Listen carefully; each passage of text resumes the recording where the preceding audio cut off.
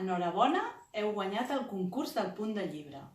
I vau seguir 3 criteris: que estigués ben acolorit, els colors barrejats però sense que s'embrutessin, adaptar-vos a un format molt estrany perquè era petit i molt allargat, i que fos un motiu de Sant Jordi creatiu i reconeixible.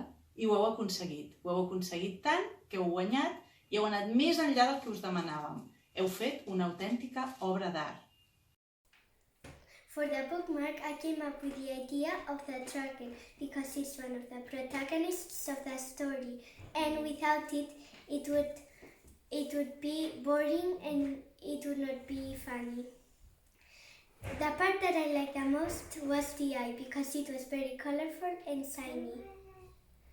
I didn't find anything difficult, but mixing up the colors, I found it a little bit difficult.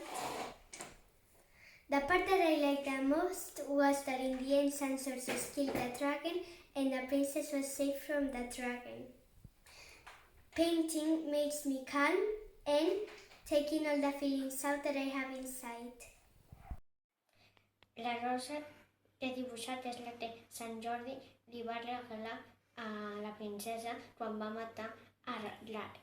A mi m'agrada fer servir colors intensos i alegres en les meves pintures.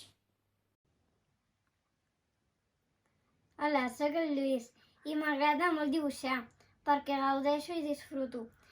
Per fer el punt del llibre em vas inspirar en un punt del llibre de tercer que ens va ensenyar la Cori.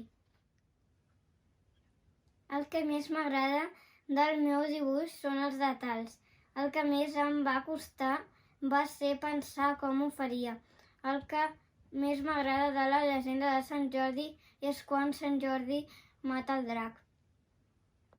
Hola, sóc el Tian i m'he inspirat en 2 idees, el drac i el llibre, que mai es troben junts en ninguna ocasió, a ningú llibre, ninguna llegenda, ningú lloc.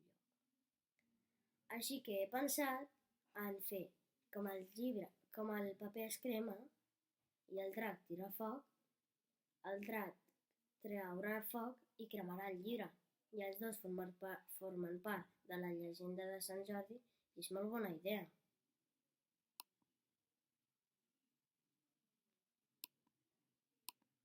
Bon dia a tothom.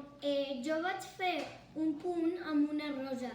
El que més em va costar va ser les punxes. El que més em va agradar van ser